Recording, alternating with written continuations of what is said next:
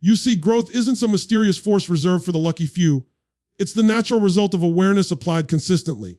But awareness doesn't just appear, it's cultivated through deliberate reflection. I'm talking about taking 30 minutes a day, not scrolling, not reacting, not rushing, but sitting still long enough to listen to the noise inside your own head until it starts to make sense. Most people avoid that silence because silence is confronting. It holds up a mirror to who you are when no one's watching. And that's uncomfortable because reflection doesn't flatter you. It exposes you. It shows you where you've been running in circles, where your excuses lie, where your potential is suffocating under your own distractions. But that's where real growth begins. In the moment you stop avoiding yourself, when you create space to reflect, you start to see patterns you couldn't see when you were moving too fast. You notice how certain thoughts trigger the same emotions, how certain emotions lead to the same actions, and how those actions keep producing the same results. Reflection lets you step out of that loop. It gives you the clarity to choose differently.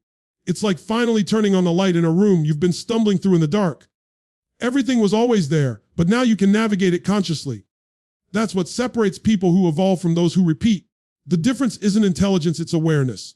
And awareness doesn't come from the outside world. It comes from deliberate introspection. You can read every book, listen to every podcast, attend every seminar. But if you don't take the time to integrate what you learn, to sit with it, to challenge it, it just becomes mental clutter. Reflection transforms information into wisdom. It's the difference between knowing and understanding. When you reflect, you ask yourself, what did I feel today? Why did I react that way? What lesson is life trying to teach me right now? Those questions shape your consciousness.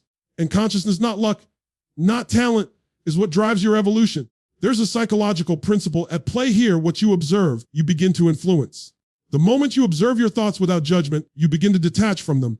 You're no longer a prisoner of your emotions. You're the observer of them. That shift is massive, because when you're no longer reacting automatically, you start responding intentionally. You start to live by design instead of by default. And it all begins with that 30-minute window of honest reflection. It doesn't need to be complex. It could be journaling, meditation, a walk without your phone, or just sitting with your thoughts. What matters is the intention. You're not trying to fix yourself in those moments. You're trying to see yourself. And when you see yourself clearly, you can't go back to who you were yesterday. You naturally begin to grow because clarity creates direction. And direction builds momentum. Every leader, every thinker, every person who has truly evolved, they all share one habit: they reflect. They carve out time to listen to the quiet voice beneath the chaos. They ask hard questions, they get honest answers, and they act on them. The world today is noisy, overstimulated, and impatient. That's why reflection is your competitive edge. While everyone else is reacting, you're recalibrating. While others chase speed, you're mastering depth. So take those 30 minutes each day and treat them like sacred time, not for the world, but for your evolution. Because the truth is, you can't change what you refuse to confront. And the person you'll become is hidden inside the questions you're willing to ask yourself today.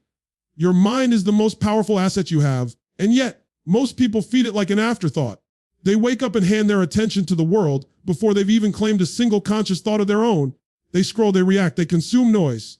And then they wonder why their perspective feels small, why their ideas feel repetitive, why their motivation fades. Growth doesn't disappear. It's simply buried under mental junk. The truth is, your external world will always expand or shrink to match the quality of your internal world. So if you want to grow, you must condition your mind with the same discipline an athlete uses to train their body. That's why I tell people, 30 minutes a day. That's all it takes to start transforming your mindset at a cellular level. Think of those 30 minutes as your mental gym. You're not just gathering information, you're sharpening the instrument that filters everything you experience, your perception. When you take time to feed your mind daily with powerful ideas, wisdom, and principles, you're building the architecture of your future self. Because what you feed your mind consistently determines how you interpret life. And how you interpret life determines how you live it. The brain is always listening, always adapting. Neuroscience calls this neuroplasticity. Your brain literally reshapes itself around what you focus on. When you fill it with empowering content, thoughtful ideas, or stories of resilience, you train your mind to see possibility where others see limitation. You start to recognize patterns of success, habits of excellence, mindsets of courage. That's not magic, it's conditioning. Every thought you focus on becomes a vote for the person you're becoming. Now, I'm not talking about shallow motivation or empty positivity. Feeding your mind doesn't mean repeating affirmations you don't believe or drowning in surface-level self-help. It means seeking depth, content that challenges you, stretches your understanding, breaks old assumptions. Read something that forces you to think. Listen to a mentor who speaks truth you might not want to hear. Expose yourself to perspectives that expand your mental horizon. Because the mind, like a muscle, only grows under resistance. If you're only feeding it comfort, it will stay small. But if you feed it truth, even uncomfortable truth, it will grow in strength, in discipline, and in clarity. And that's where transformation happens, when you begin to think differently. Because everything in your life originates in thought. Every breakthrough, every achievement, every failure, it all starts with a single idea you either accepted or rejected. When you take 30 minutes every day to consciously choose what enters your mental space, you're reclaiming authorship over your inner dialogue. You stop letting the world write your story for you. You begin to design it intentionally. Over time, those daily 30 minutes compound. What you read today might seem small, but it builds a foundation for how you approach tomorrow. Knowledge compounds faster than any currency because it shapes your decisions, and your decisions shape your destiny. One powerful idea absorbed deeply and acted upon can alter the entire trajectory of your life. But you have to create the space for that idea to find you, and that space is your daily practice of feeding your mind. So make it a ritual. Guard it. 30 minutes, no interruptions, no distractions. This is your time to upgrade your internal operating system. Read, reflect, absorb, and apply. Because once your mind expands to a new level of understanding, it never goes back to its old shape. Your body is not separate from your mind. It's the physical expression of your energy, your emotions, your focus. And yet, most people treat it as if it's just a vehicle they're forced to maintain rather than the living engine of their entire experience. You can't grow emotionally, spiritually, or mentally if your body is stuck in a state of fatigue, tension, or stagnation. That's why movement, just 30 minutes a day, isn't about fitness. It's about state management. It's about mastery over the one system that directly controls how you show up in every moment of your life.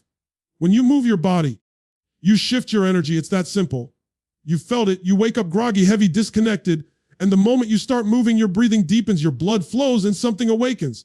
That's not coincidence, it's chemistry. Your physiology is the fastest route to changing your psychology. In fact, it's nearly impossible to stay anxious, depressed, or indecisive while your body is in motion with purpose. The body informs the mind. And yet most people try to fix their problems purely through thought, sitting still, overanalyzing, waiting for inspiration, when what they really need is movement. Because once you shift your state, your thoughts follow naturally. Energy is the foundation of everything you do. When your energy is low, your vision shrinks. You stop dreaming, you start doubting, and the world begins to feel smaller. But when your energy is high, your perception expands. You see possibilities, not problems. That's not motivation, that's biology. Exercise increases dopamine and serotonin, the very chemicals that fuel confidence and clarity. It trains your nervous system to operate in an empowered state.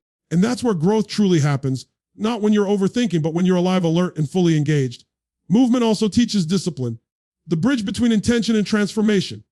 Because every time you decide to move, even when you don't feel like it, you're proving to yourself that you are in control. That one act of consistency becomes a daily vote for your higher self.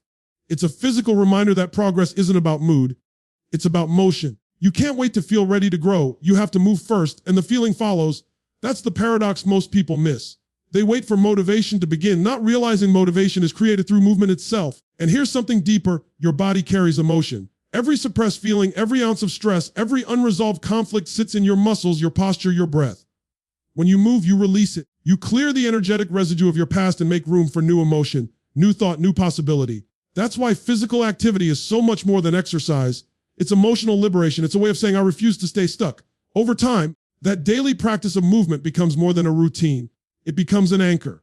On days when your mind feels clouded, your body becomes your reset button. On days when you doubt yourself, movement reconnects you to your strength. And on days when you feel lost, the rhythm of your breath reminds you that you're still here, still capable, still in control. So whether it's a workout, a walk, a stretch, or dancing alone in your room, move like your growth depends on it, because it does. Your physical state determines your mental state, and your mental state shapes every decision you make. There comes a moment in every person's life when they realize that consuming isn't enough. You can listen, read, absorb, and reflect for years. But until you create, you haven't completed the cycle of growth. Growth isn't about how much you know, it's about how much of what you know becomes alive through you. That's why the final step in your 30-minute daily practice must be creation. Because creation is the bridge between potential and reality. It's how knowledge turns into power, how clarity becomes movement, and how intention becomes transformation. Every time you create, whether that means writing, planning, designing, or building something, you send a signal to your subconscious that you are an active participant in your evolution. You're not just sitting on the sidelines of life, thinking about what could be. You're building it, shaping it, breathing life into it. That's what separates dreamers from doers.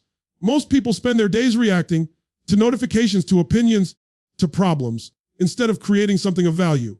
But the truth is you can't grow while you're in reaction mode. Growth only happens when you step into the role of creator, when you decide to influence your environment instead of being defined by it. Now, creation doesn't have to mean painting a masterpiece or launching a company. It can be as simple as journaling your insights, writing down your goals, planning your next step, or recording a thought that matters to you. What matters is the act of doing, the commitment to bring something from thought into form. Because that act rewires your brain. It teaches your nervous system that you are capable of translating imagination into action. And over time, that becomes your new identity. Someone who doesn't just think about possibilities, but manifests them. Creation also sharpens focus. When you create, you engage deeply with the present moment.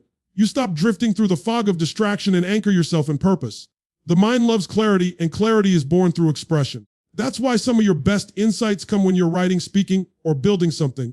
Creation forces you to organize your chaos, to take the swirling energy inside your mind and turn it into something structured, something real. And that's powerful because it gives direction to your energy instead of letting it dissipate in 1,000 unconscious ways. And here's the deeper truth: creation is an act of courage.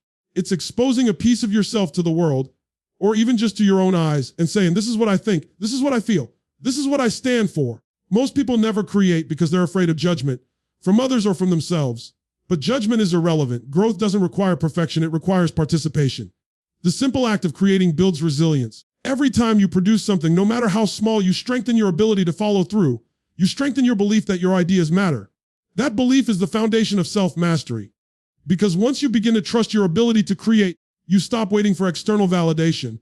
You stop chasing permission. You start living from a place of internal authority. And that's where your true power lies, not in what others think of your work, but in the fact that you had the courage to express it. So use that daily 30-minute window not just to consume, but to contribute. Create something that aligns with who you're becoming, something that pushes your edges, something that represents your evolution in motion. Because what you create creates you. Every idea you bring to life reshapes your sense of identity and expands the boundaries of what's possible for you.